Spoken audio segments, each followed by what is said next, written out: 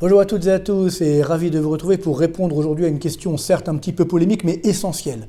Que se passerait-il si la zone euro disparaissait? C'est vrai qu'on se pose souvent cette question. Moi-même, la semaine dernière, dans mes chroniques YouTube, que vous pouvez bien sûr toujours consulter, j'ai évoqué le fait que nos dirigeants étaient des sortes de pompiers pyromanes, c'est-à-dire qu'en fait, sous couvert de sauver la zone euro avec leur dette publique qui augmente, la planche à billets, ils sont en train finalement de mettre en danger cette zone euro avec en plus cette gestion catastrophique d'un point de vue sanitaire, donc de la pandémie, également la gestion des vaccins. Tout ça fait que la zone euro, malheureusement, n'est plus ce que j'appelle un jeu coopératif. Donc c'est ça qui est très dangereux et donc qui met à mal, qui met en danger notre zone euro. Donc à partir de là, si on va au bout du chemin, et que la zone euro disparaît, que va-t-il se passer? Et là aussi, attention, pas de polémique. Ce n'est pas un jeu manichéen, c'est-à-dire c'est pas pour ou contre, c'est juste d'un point de vue de la transparence, d'un point de vue de l'objectivité économique, on va se mettre dans la situation où finalement demain, la zone euro explose, on retrouve le franc. Que va-t-il se passer? Ça, je pense, c'est vraiment une question essentielle qu'on doit se poser pour justement savoir si le jeu en vaut la chandelle. Encore une fois, sans polémique, sans parti pris. C'est vraiment très important. L'économie aujourd'hui, c'est également du bon sens, comme ça l'a toujours été. Ce n'est pas, encore une fois, de la politique qu'on le fait trop souvent en France. C'est pourquoi j'ai fait cette chaîne YouTube et ces chroniques, pour vous entrer dans le vif du sujet d'un point de vue objectif. Donc de grâce, vraiment, regardons ce qui peut nous arriver, encore une fois en toute transparence et en toute objectivité, si jamais demain la zone euro disparaît. Alors déjà, premier point important, souvent on compare et on confond finalement le Brexit et le Frexit. On dit regardez, au Royaume-Uni, ça s'est pas si mal passé que ça. D'ailleurs moi-même, je l'ai souvent dit que le Brexit était gérable. Pourquoi? Parce que le Brexit, c'est pas une monnaie qui change. Les Anglais ne sont jamais, évidemment, entrés dans la zone euro. Ils ont gardé la livre sterling, donc ils ont gardé la même monnaie, ils ont gardé le même marché monétaire, le même marché obligataire, la même banque centrale. Et donc simplement, ils ont quitté l'Union européenne pour des raisons qui leur sont propres, avec un référendum, bien entendu. Et parallèlement, ceci donc a eu des coûts et aura des coûts beaucoup moins élevés que si on devait changer de monnaie. Donc on ne peut pas comparer le Brexit et le Frexit. Et moi-même, j'ai souvent dit que le Brexit devait enlever chaque année 1 point de croissance en moins aux Anglais. Et là, c'est très important parce qu'on va comprendre que si jamais ça se produit en France, les points de croissance en moins seront beaucoup plus douloureux. Pourquoi? Parce que la croissance structurelle au Royaume-Uni, c'est à peu près 2% de croissance par an. Ce qu'on appelle la croissance structurelle, c'est la croissance qui s'obtient lors d'un fonctionnement normal de l'économie. Ça veut dire sans crise, sans relance. Le niveau normal, c'est à peu près 2% de croissance. Alors qu'en France, ce n'est que 1% de croissance structurelle. Vous voyez, je vous fais un petit graphique ici qui représente l'évolution du PIB, donc évidemment hors inflation. Donc en France, c'est en bleu, donc c'est une base 100 en 2000, et en rouge, c'est au Royaume-Uni. Donc on voit bien que là, l'histoire s'arrête avant la pandémie, bien sûr, on a quand même plus de 10 points d'écart de croissance à l'avantage du Royaume-Uni. C'est quand même énorme, donc on voit bien cet effet de ciseau qui fait que nous, les Français, malheureusement, malgré justement la zone euro, on a pris du retard par rapport aux Britanniques. Parallèlement, si jamais demain on devait avoir une crise comme un Frexit, par exemple, donc la fin de la zone euro, qui nous coûterait bien plus que 1 point de croissance par an en moins, là, comme on part de 1% de croissance, d'un point de vue structurel en France, là, on comprend qu'on tomberait très très vite en récession. Donc là, vous voyez, c'est encore une fois un problème objectif. Comme on a une croissance structurelle faible, bien plus faible qu'au Royaume-Uni, le moindre choc va nous coûter plus cher qu'au Royaume-Uni ou qu'ailleurs d'ailleurs, parce qu'également on a une croissance structurelle plus faible qu'en Allemagne par exemple. Donc c'est pour vous dire que, attention, des chocs comme ça, surtout après la pandémie, pourraient vraiment engendrer des coûts sociaux et sociétaux dramatiques pour notre douce France. Alors, parallèlement, si on revient maintenant sur la décision, comment on peut quitter la zone euro? C'est très simple, entre guillemets, c'est une décision souveraine. On ne peut pas, sortir, exclure un pays de la zone euro, c'est le pays en question qui, d'un point de vue souverain, doit décider ou pas de quitter la zone euro, ce qu'avaient fait les Anglais au départ, ou même les Suédois, ce qu'on appelle la clause d'opting out. Bon, eux, ils ne sont jamais rentrés dans la zone euro, donc ça simplifiait les choses. Mais là, ça voudrait dire que on quitte l'euro, peut-être on reste dans l'Union européenne, c'est un autre débat, et à partir de là, c'est une décision, encore une fois, qu'on va devoir supporter. Mais ça viendra, si jamais ça arrive, de nos dirigeants. Ensuite, une fois qu'on a fait ça, donc comme on l'a bien compris, on change de monnaie. Et là, bien entendu, c'est pas du tout comme le Brexit. C'est beaucoup plus compliqué. Rappelez-vous, quand on est passé du franc à l'euro, donc ça a commencé en 1999, ça a pris énormément de temps. Il a fallu d'abord adapter les systèmes comptables des banques, les systèmes comptables tout court d'ailleurs, et ça a pris énormément de temps. Et ensuite, on a introduit les pièces et les billets en 2002, donc 99-2002, vous voyez que ça a pris 3 ans. Donc là, si on fait le chemin inverse, ça sera évidemment également très long. Parallèlement, quel niveau de taux de change on va choisir? Est-ce qu'on va reprendre 1 euro égale près 6 francs 55 ou 1 euro égale 1 franc? Donc en termes de pouvoir d'achat, évidemment, il y aura de vraies conséquences. Et ensuite, quand on va revenir, je dirais, au franc, entre guillemets, alors là, il y aura ce que j'appelle la valse des étiquettes. On ne saura plus trop où nous en sommes, sans parler des problèmes de valorisation de notre épargne. Vous voyez qu'on a quand même beaucoup de dangers qui vont se produire lorsqu'on va changer de monnaie, tout simplement. Et bien sûr, ça prendra du temps. Ce n'est pas en claquant des doigts qu'on va réussir, je dirais, à gérer ça. Et parallèlement, si à la rigueur on avait une économie forte, une économie puissante, on pourrait éventuellement digérer ça. Mais comme ce n'est pas le cas, alors là on va prendre ça de plein fouet et ça va évidemment nous coûter extrêmement cher. Donc, premier problème déjà, c'est que si on change de devise, évidemment le franc ne sera pas aussi fort que l'euro, ça c'est sûr, donc il risque d'avoir ce qu'on appelle de l'inflation importée, puisque le franc, comme on l'a souvent connu dans les années 80-90, souvent avait tendance à se dévaluer, et donc là, quand la devise se déprécie, ça génère effectivement une inflation importée. Donc là, l'inflation, elle augmente un petit peu aujourd'hui en France, c'est les chiffres du mois de février, mais ça va continuer d'augmenter. Alors en plus de cela, si jamais on devait le faire dans les prochains trimestres, nous avons une inflation qui est liée au cours des matières premières. Donc là, c'est la courbe violette, le glissement annuel de l'indice CRB de toutes les matières premières confondues dans le monde. Donc là, c'est l'inflation française en rouge. On voit qu'on va bientôt atteindre 3% d'inflation. Donc, a fortiori, si on parle déjà de 3% d'inflation et qu'on sort évidemment de la zone euro avec de l'inflation importée, là, l'inflation peut flamber à 8-10%. Donc évidemment, ça va grever notre pouvoir d'achat. Ça sera extrêmement dangereux. Parallèlement, donc la devise va évidemment être attaquée puisqu'on n'aura plus la protection de la zone euro, de la Banque Centrale Européenne.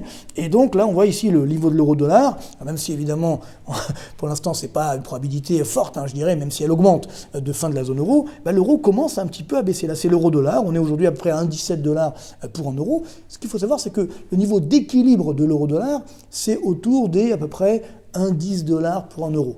Voilà. Mais ça, c'est une moyenne. Si on prend pays par pays, c'est complètement différent. Par exemple, pour l'Allemagne, le niveau d'équilibre de l'euro-dollar, c'est 1,30 $ pour un euro. Donc eux, aujourd'hui, avec un euro de 1,17 $ pour un euro, ils sont sur un niveau très appréciable. Par contre, pour nous, les Français, le niveau d'équilibre, c'est 1,05 $ pour un euro. On n'y est pas encore.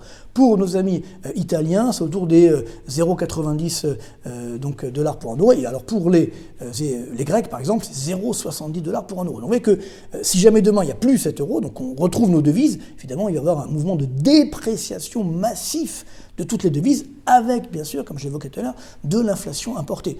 Et parallèlement, si nos devises sont attaquées, on risque de devoir fermer les frontières, mettre le contrôle d'échange, et là, ça risque d'être particulièrement dangereux. Surtout que nous sommes, rappelez-vous, surendettés. Donc là, c'est un petit peu la recette magique. Certains vous disent, si on quitte la zone euro, on va pouvoir donc annuler notre dette et tout va bien se passer. Attention, attention, le problème de la dette, c'est pas le problème de la dette passée. Le problème de la dette à venir. C'est-à-dire que si on annule ne serait-ce qu'une partie de notre dette, ou si on quitte la zone euro, il n'y aura plus la Banque Centrale Européenne pour faire cette fameuse planche à billets et finalement acheter cette dette. Alors bien sûr, la Banque de France ou les autres banques centrales pourront le faire, mais il n'y aura pas l'assise financière pour pouvoir le faire. Alors, quelques exemples, regardez. Ici, la Grèce. Quand la Grèce a voulu, entre guillemets, quitter la zone euro, alors ça a commencé en 2011-2012, du moins il y avait des risques qu'elle quitte la zone euro, les taux d'intérêt de la dette grecque sont montés, regardez à l'époque, à 35%, le taux d'intérêt à 10 ans.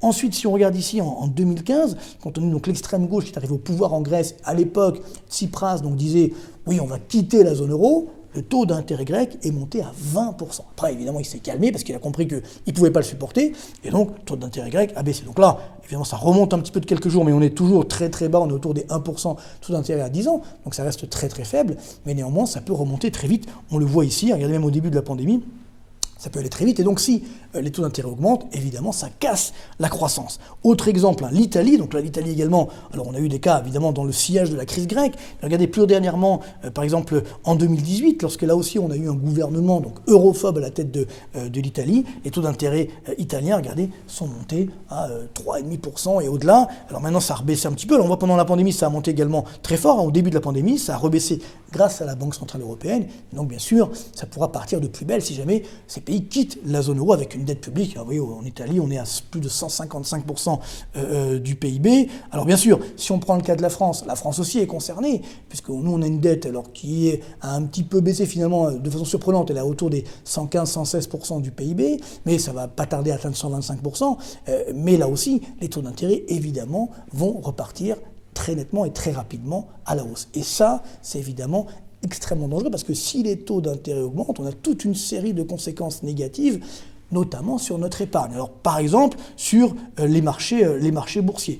Donc là, bien sûr, alors je vous ai mis ici le CAC 40, donc depuis 2000, toutes les catastrophes qu'on a connues. Vous voyez, par exemple, lors de la crise grecque, évidemment, les marchés boursiers, le CAC 40 avait tendance à prendre de plein fouet. Dès qu'il y a une crise, un risque de crise financière, ça va très très mal. Alors ici, le Brexit, bien sûr, alors après ça a redémarré parce que finalement, les Anglais ont pu gérer. Bon, je parle évidemment ici en 2018 avec les problèmes liés à la croissance mondiale, également à l'Italie, on a eu un double crack. Bien sûr, le coronavirus, donc là, ça repart de plus belle, mais a fortiori, si on est déjà en bulle et que demain nous avons un risque de stabilité de la zone euro, ça coûtera évidemment très très cher. Donc tout ça revêt un vrai problème donc financier, mais également économique, parce que si jamais les taux d'intérêt augmentent, l'investissement va baisser, la consommation va baisser, et donc bien entendu le PIB va s'effondrer. C'est ce qu'on voit ici. Donc là je vous ai mis la croissance. Donc en France c'est la courbe bleue, en Allemagne c'est la courbe rouge, en Italie c'est la courbe verte. Donc on voit que la France, donc là si on prend le 4e trimestre, l'Allemagne résiste, mais nous on est reparti à la baisse, que ce soit en Italie ou en France, on fait un peu moins mal, entre guillemets, que les Italiens, mais là, avec le risque de nouveaux confinements, enfin, on n'est vraiment jamais sorti d'ailleurs du confinement, parce que c'est des couvre-feux, etc., au premier trimestre, ça va continuer de baisser. Si jamais sur ça, on a évidemment une explosion, un risque d'explosion de la zone euro, évidemment, la récession va redémarrer de plus belle. Et ça, c'est évidemment particulièrement dangereux. Alors bien sûr, on me dit, mais vous inquiétez pas, la Banque de France va acheter, donc va faire la planche à billets. Oui, mais attention, il ne faut pas oublier une chose simple, c'est que la planche à billets, évidemment, si vous créez trop de monnaie par rapport à la richesse réelle, ça fait flamber l'inflation. Alors vous allez me dire, oui, mais bon, dernièrement, on a vu que l'inflation n'a pas trop flambé malgré la planche à billets de la Banque centrale européenne ou de la Réserve fédérale américaine. Oui, pourquoi ? Parce que la Banque centrale européenne avait une assise mondiale, c'est-à-dire l'euro bénéficie d'une demande mondiale finalement. Si demain on retrouve le franc, ce n'est pas sûr qu'il y aura une demande mondiale de francs. Peut-être de francs suisses, mais pas de francs français en tout cas. Donc ce qui fait que bien entendu, ceci va nous coûter extrêmement cher.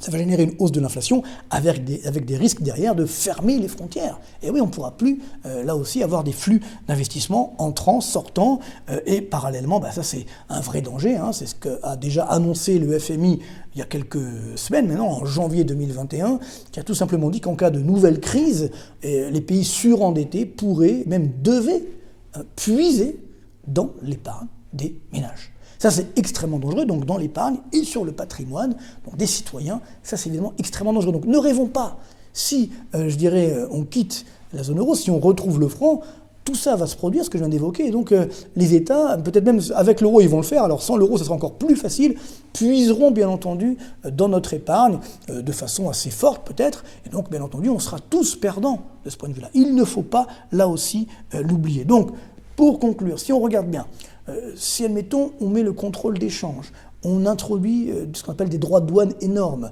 justement pour lutter contre ces fuites de capitaux. Alors à ce moment-là, évidemment, les pays étrangers vont faire la même chose pour nous. Donc comment va-t-on faire pour exporter ? On dit, bon, c'est pas grave, on va produire en France. Très bien, mais si je veux, par exemple, produire et acheter un ordinateur fait uniquement en France, ça va être compliqué, ça va prendre des années. Donc ce mouvement de relocalisation, attention, ça prend du temps. Et comme on l'a compris tout à l'heure, comme on a une croissance structurelle très faible, évidemment, ça va nous coûter cher. Pareil, ce que j'évoquais à l'instant sur la planche à billets et la dette publique, là aussi la dette publique est énorme, va nous coûter très cher, même si on annule une partie. Ensuite, quand on voudra de nouveau s'endetter, les taux d'intérêt vont être énormes, ce qui cassera l'investissement, ce qui cassera la consommation, et on sera évidemment particulièrement mis en danger.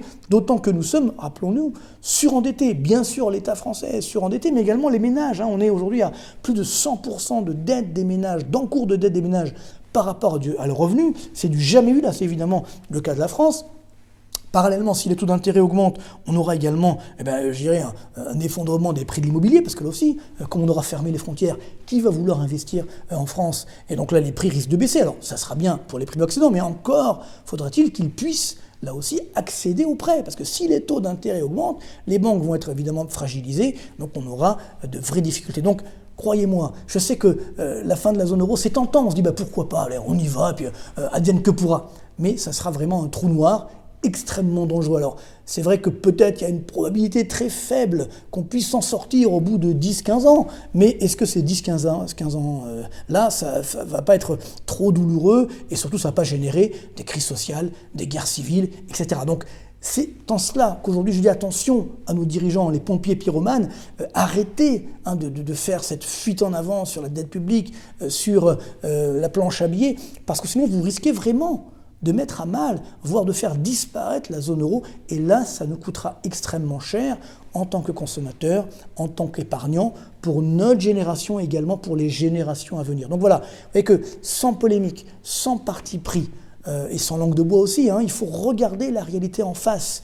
Oui, la fin de la zone euro est possible, néanmoins, elle générera des effets collatéraux, des dommages collatéraux qui seront particulièrement dramatiques. Donc, espérons qu'on va retrouver encore une fois le chemin du bon sens et donc que nos dirigeants vont prendre les bonnes décisions d'un point de vue sanitaire, d'un point de vue économique, mais c'est vrai que pour l'instant, c'est quand même pas génial, mais gardons quand même l'espoir, espérons qu'on réussira à redémarrer, mais c'est sûr que cette zone euro aujourd'hui est en danger, qu'il faudra complètement revoir son fonctionnement, arrêter ce poids de la bureaucratie, arrêter ce poids, je dirais, du dogmatisme, de la fuite en avant qui est extrêmement dangereux, retrouver le chemin du bon sens. Voilà ce qu'il faut pour sauver la zone euro, également pour sauver notre douce France.